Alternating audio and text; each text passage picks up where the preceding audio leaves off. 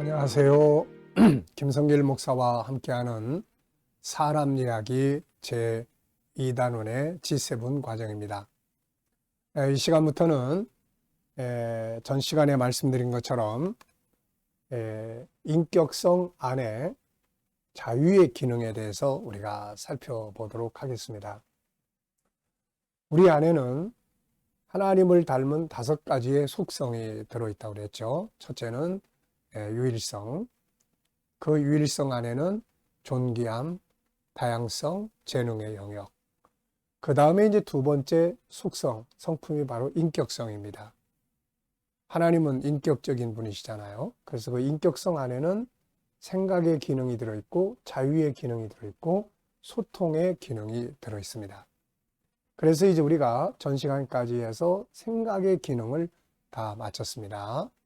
그리고 이제 자유의 기능에 대해서 우리가 살펴보도록 하겠습니다. 자, 교재는 우리 KDM에서 발행한 바로 억압에서 자유하기라는 교재가 있습니다. 억압에서 자유하기. 그래서 인간과 자유라는 책을 사용하면 되겠습니다. 이것은 시중에 나와 있는 책이 아니고 우리 KDM 훈련원에서 교육용으로 보급을 하고 있으니까 필요하신 분들은 KDM에 문의해 주시면은 책을 구입할 수가 있습니다. 자, 인간은 자유라는 본성을 가지고 태어나죠. 그런데 우리가 사는 이 세상은 이 자유가 억압을 당할 때가 많고요. 결국 내가 가지고 있는 이 자유라는 기능이 억압을 받을 때 마음의 병이 생기기 시작을 합니다. 이걸 심리질병이라고 이야기를 하죠. 그래서 우리가 이런 관계들을 바르게 잘 알고 이해를 하면은 심리치료에도 큰 도움이 되겠습니다. 그래서 이 부분에서는 일단 이 자유에 관한 본질적 부분들을 우리가 좀 정리를 하고 이어서 심리치료와 관계된 내용들에 대해서 우리가 쭉 살펴보도록 하겠습니다. 자, 그러면은 이 시간에는 제 1-1, 1-1 페이지로는 7페이지입니다. 제 1장 인간과 자유에 대해서 살펴보겠습니다. 자, 누구나 사람은 갇혀 있으면 답답해하고 억눌림을 받으면 고통스러워하죠. 반대로 갇힌 데서 풀려나고 눌림에서 해방되면 기쁘고 즐겁습니다. 그 이유가 무엇일까요? 그것은 사람은 자유라는 틀 속에서 살도록 설계되어 있기 때문입니다. 사실 사람뿐만 아니라 모든 만물은 각기 영역에서 자유하게 살도록 창조되었죠. 자유는 기쁨과 즐거움, 행복과 성공을 만들어주는 아주 중요한 우리의 본능이 되겠습니다. 자, 여러분들은 자유한 가운데 있나요? 아니면 억압을 받고 있는 상태에 있나요? 자유를 누리고 있다면 기쁘고 행복할 것이고 억눌림을 받고 있다면 고통과 괴로움을 가지고 있을 겁니다. 자, 현대인들의 고통이 뭐냐? 자, 8페이지입니다. 1번 현대인들의 고통. 현대 세상은 물질 문명의 발전으로 물질적으로는 풍요로운 삶을 누리고 있지만 과거 어느 때보다도 사람들은 정신적 질병들을 많이 앓고 있습니다. 스트레스성 질병, 우울증, 분노, 무기력, 대인기피, 열등감, 죽고 싶은 마음 등 이런 것들이 굉장히 많이 작동을 하고 있습니다. 이유가 뭘까요? 그것은 심리적으로 많은 압박과 억압을 받고 살고 있기 때문에 그렇습니다.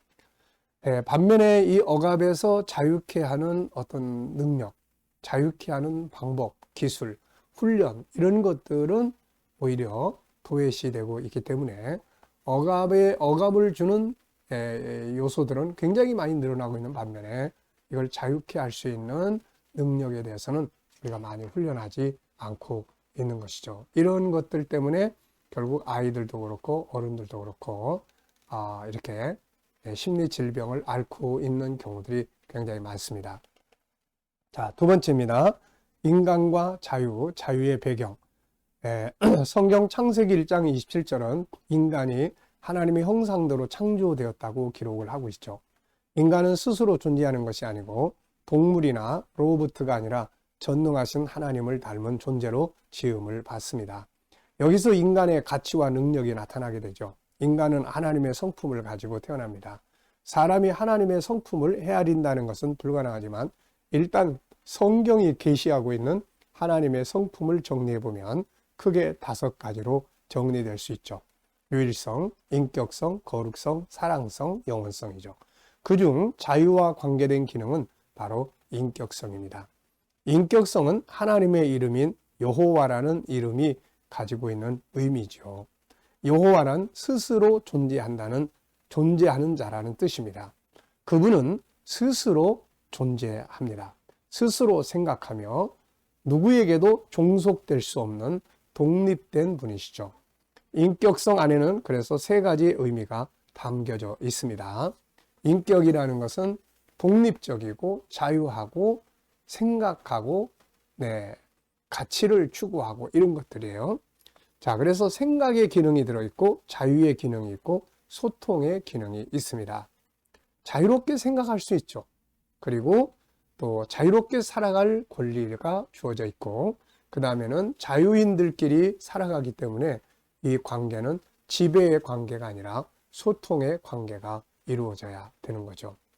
하나님은 이 성품들을 우리 인간에게 주셨습니다. 그래서 인간은 인격성의 요소인 생각의 기능과 함께 자유의 기능, 대화의 기능을 가지고 있죠. 인간 속에 있는 자유는 이렇게 탄생한 것입니다.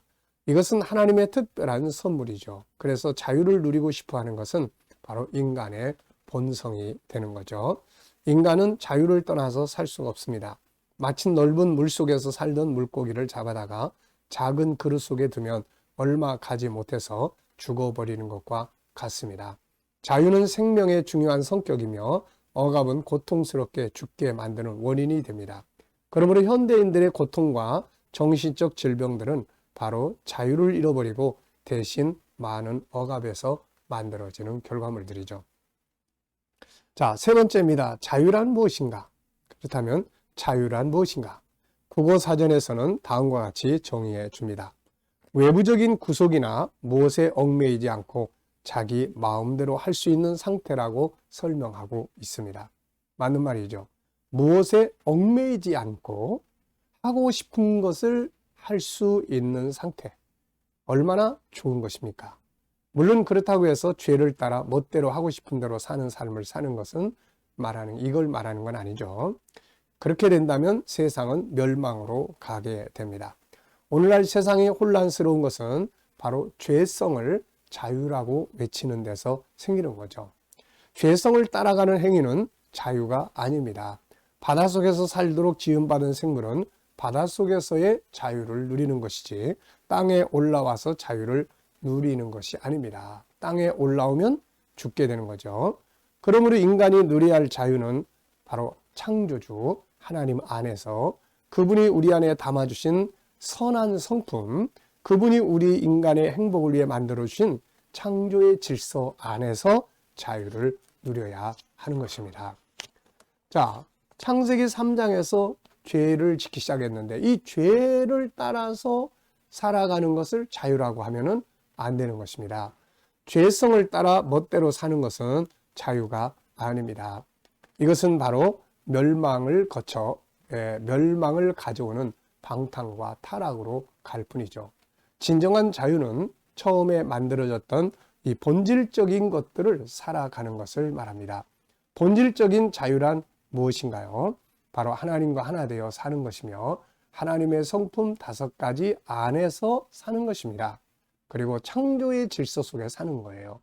유일성 안에 들어있는 존귀함, 그 다음에 다양성, 재능, 이 영역 안에서 살아야 되고 인격성 안에 있는 생각과 자유와 좋은 소통 속에서 살아야 하고 거룩성 안에 들어있는 하나님과 하나 되는 그리고 아름다운 성품들 이 속에서 자유롭게 살아야 하는 것이고 사랑성에 대한 그 안에서 살아야 되는 것이고 영원성, 천국 백성으로서의 행복 속에서 자유롭게 살아가도록 하는 것이죠. 이게 바로 진정한 자유입니다. 이렇게 살고 싶은 본능을 구속받지 않고 제재받지 않고 억압받지 않고 사는 것이 바로 자유입니다. 이것이야말로 인간이 꿈꾸는 세상이죠. 이렇게 될 때 인간은 기쁘고 만족하며 행복하게 되는 것입니다. 자, 우리가 이제 이렇게 살았던 곳이 바로 에덴 동산이죠. 네. 자, 이 시간은 자유라는 것이 어떻게 탄생했느냐? 바로 하나님의 성품을 우리 안에 담아주시면서 하나님의 자유의 인격성이 우리 안에도 주어지게 됐다. 이게 인간의 내면에 있는 자유의 탄생입니다. 그리고 인간은 이제 이 자유롭게 살고 싶은 본능이 들어있죠. 그런데 이게 창세기 1장, 2장 본래 하나님이 만들어주신 하나님의 형상 속에 들어있는 그 성품 안에서 자유를 누려야 되는 거지. 창세기 3장에 죄성이 들어온 이 죄에 대해서 자유롭게 살아버리면 이것은 방탕과 타락, 심판으로 가게 된다는 겁니다. 자, 이 시간은 여기까지 하고 마치겠습니다. 감사합니다.